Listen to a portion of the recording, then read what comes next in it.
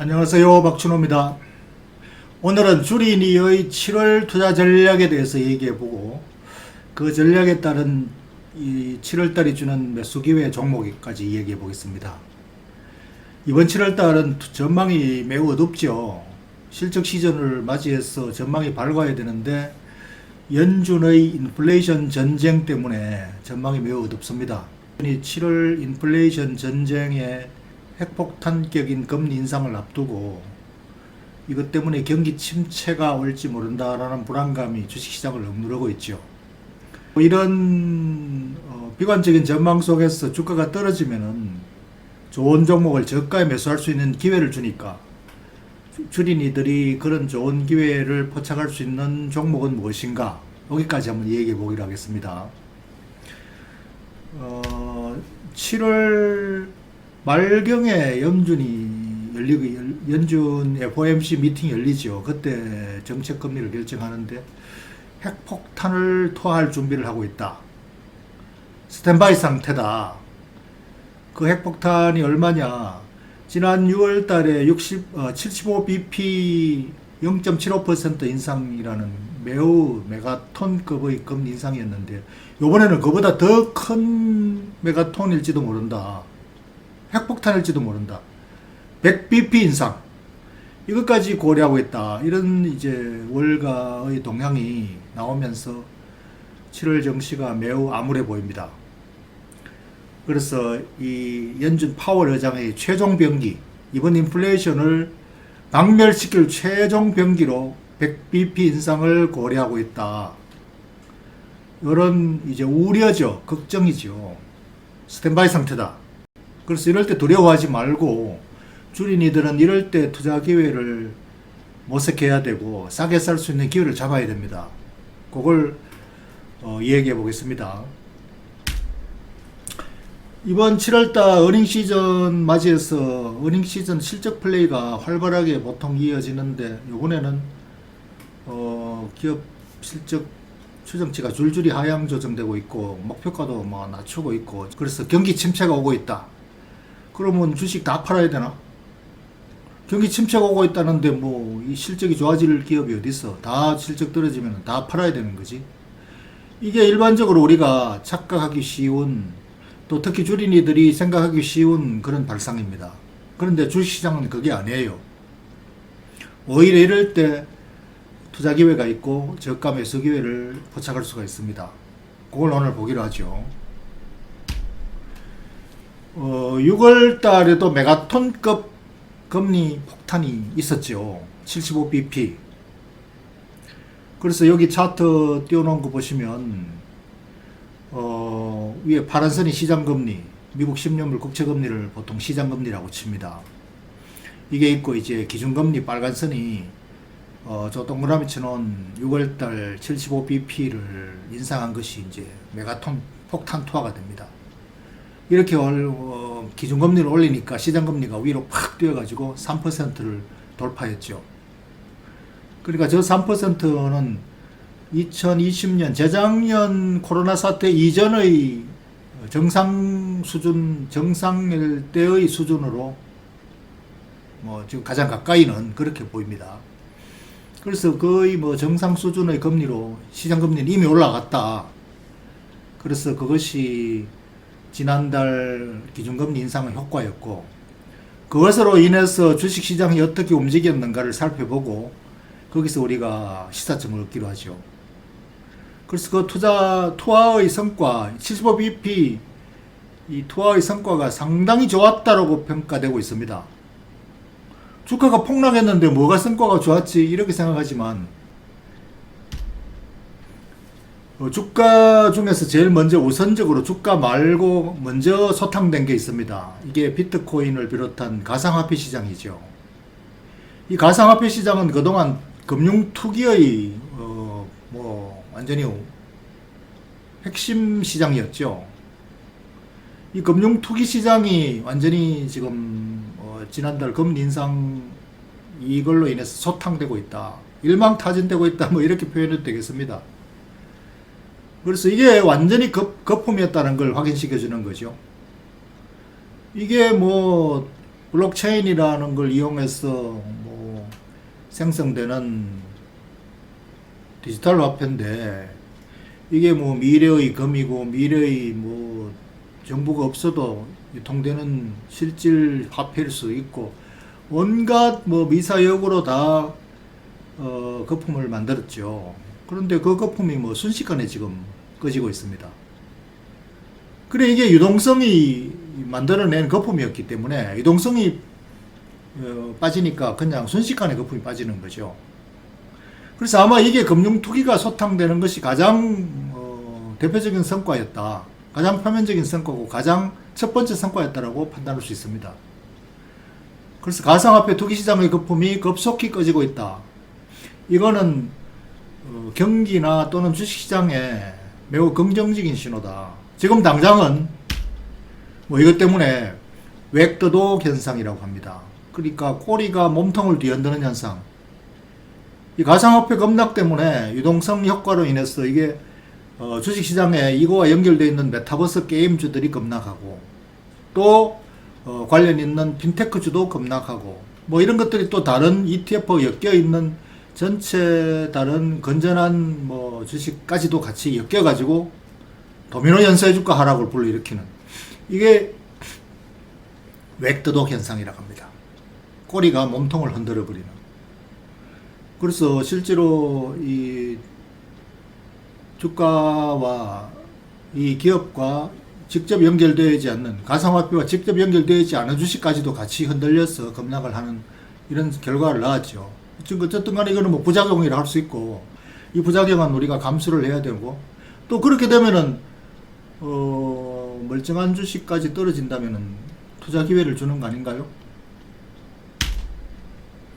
대표적으로 메타 플랫폼 이 주식이 가장 많이 떨어지고 이게 과장된 메타버스였다는 걸 보여주는 거죠. 메타버스 세상이 온다. 뭐 거기에는 가상화폐가 거래되고 뭐 NFT 대체 불가 뭐 토큰이라는 그런 자산까지도 뭐 거래되고 가상 경제가 이루어지고 오만 이런 뭐 가상 시나리오들이 있었습니다. 이게 다 무너지고 있죠 지금. 거품이었다는 걸 확인시켜 주는 거죠. 거품이 빠지는 거죠. 거품이 빠지면은 건전해지는 거 아닌가요? 로블록스. 그래서 이 메타버스 시장에 직접 가장 앞서서 구현하고 있다라는 게임주 뭐 로블록스가 IPO에서 엄청난 거품을 만들었다가 완전히 지금 꺼지고 있죠. 꺼졌죠. 그래서 IPO 주식들도 전부 다 거품이었다가 이런 바람 때문에 거품이 끼었다가 이제 꺼지는, 그것은 뭐 건전한 시장으로 돌아오고 있다 이렇게 평가할 수 있습니다. 주택 시장도 이제 꺾이고 있죠. 주택 인플레이션도 굉장히 심각해서 문제가 되었었죠. 이것도 역시 유동성 효과로 인해서 거품이었던 것이 빠지고 있다. 이것도 건전한 본래의 정상 시장으로 돌아가고 있다 이렇게 평가할 수 있는 거죠. 이 주린이들은 특히 좋은 주식이나 좋은 종목을 많이 소개받지만 비싸게 사는 게 문제예요. 항상 거품이 끼었을 때 시장이 온통 뭐 그걸로 인해서 흥분되었을 때 그때 같이 뛰어들어서 비싸게 사버리는 게 이게 항상 패착이고 루즈가 되는, 진입하자마자 루즈가 되는 그런 것인데, 그런 관점에서 이렇게 거품이 꺼져주면은 좋은 가격을 제시하는 거니까 주린이들에게는 좋은 기회를 준다고 할 수 있겠죠. 그래서 연준이 이번 7월 달에 노리고 있는 것이 배틀그라운드, 전투장. 6월 달에는 투기 시장을 완전히 이제 잡았다, 소탕했다라고 하면은 7월 달에는 가장 인플레이션의 원흉이 되고 있는 원자재 인플레이션, 이걸 잡는 게 목적이에요. 그런데 이게 이제 잡으려면은 부작용이 많이 따른다. 이건 러시아와 중국이 끼어 있어 가지고 중국의 록다운, 코로나 재발로 인한 록다운이 공급 애로로 인해서 원자재 가격을 올리고 있고, 또 러시아 우크라이나 사태로 인해서 석유 천연가스를 비롯한 원자재 가격이 그 때문에 올라 있으니까 이건 금리 폭탄으로도 쉽게 해소하기 어려운 부분이죠. 그래서 이것은 어쩔 수 없이 수요를 줄이고 공급외로 요인에서 생기는 것은 어쩔 수가 없으니까 금리 폭탄을 가지고 수요를 줄여 가지고 가격을 떨어뜨린다. 그런 과정에서 경기 침체 리세션을 어느 정도는 감수할 수밖에 없다. 그렇지 않고는 방법이 없다. 이렇게 이제 결론을 내린 것 같아요. 그래서 이번에 75bp 이상 또는 100bp 1%를 폭탄을 터뜨리더라도 이것은 잡겠다. 이런 이제 결심을 한 걸로 월가에서는 알려지고 있고, 그 때문에 증시가 지금 굉장히 위축되어 있죠. 그래서 원자재 인플레이션을 잡기 위해서는 수요 억제, 그로 인한 수요 감소로 인한 리세션도 어느 정도 감수해야 한다. 감수해야 한다는 것은 뭐죠? 기업이 이익이 좀 줄어든 걸 각오해야 된다는 거죠. 또 뭐 실업률이 좀 올라가고 이런 것도 감수해야 된다는 거죠. 그래서 그걸 감수한 투자 전략을 우리가 세우면 된다. 그렇게 되면은 이제 연준에서는 목표가 정상 수준으로 빨리 복귀시키는 거. 경제가 지금 비정상이다 이거죠. 정상 수준으로 복귀하는데 이제 75bp씩 두 번 연속으로 올려가지고 전체 기준금리를 한 3% 가까이 올리면 과거 정상 수준, 코로나 사태 이전 수준까지는 복귀가 된다. 그러면은 실업률은 경기 후퇴로 인해서 실업률은 좀 높아지겠지만 메커니즘, 경기 메커니즘이 정상으로 되도록만 만들어 놓으면 조만간 정상으로 복귀한다 이거죠. 그래서 경기 메커니즘을 정상으로 복귀하는 그 단계가 바로 이달 금리 인상으로 웬만큼 이제 마무리된다. 아직 추가로 좀 더 올려야 되지만 과거 뭐 한 2년간 단계적으로 올릴 걸 불과 뭐 3, 4개월 만에 한꺼번에 다 올려버리니까. 그래서 그런 정도로 이제 만들어 놓으면은 정상으로 백투 노멀 정상으로 복귀한다. 그럼 나머지는 이제 조금씩 시간이 갈수록 미세 조정만 하면 된다. 이렇게 지금 스케줄을 잡고 있는 거예요. 그걸 가지고 우리가 감안해서 대응을 하면 된다. 그래서 이런 경우에 이제 이 감수해야 된 리세션, 이 경기 침체를 넘어설 수 있는 종목을 우리가 그런 포트폴리오를 투자하면 되는 거죠. 그런 종목이라는 게 큰 틀에서 보면은 브랜드 충성도가 있어서 경기 후퇴를 하더라도 매출이 크게 많이 줄지는 않는 거, 로열티가 있는 거, 그런 제품을 생산하는 회사. 그 다음에 두 번째, 매출만 하면 되나요? 요즘은 뭐 매출만 하고 적자막 내도 마구 버플 거품 기업들 뭐 엄청나게 그동안 많았잖아요. 이거 다 지금 빠지고 있죠. 합리적인 이익을 내는 회사, 그래서 그 합리적인 이익을 가지고 건전하게 배당을 주는 회사, 이런 회사로 압축해 가지고 우리가 포트폴리오를 구축해야 되는데, 이런 종목들은 이제 이런 기회에 거품이 빠지면서 사게 살 수 있는 기회를 같이 주는 거죠. 그 주식 투자는 보통 분기 실적 가지고 뭐 사고 팔고 하고, 또는 원래 전체 1년 실적이 원래 연간 예상 실적이 줄어든다 그러면 팔고, 또 원래 예상 실적이 높아진다 그러면 사고, 이것도 역시 마찬가지로 단기 매매 플레이예요.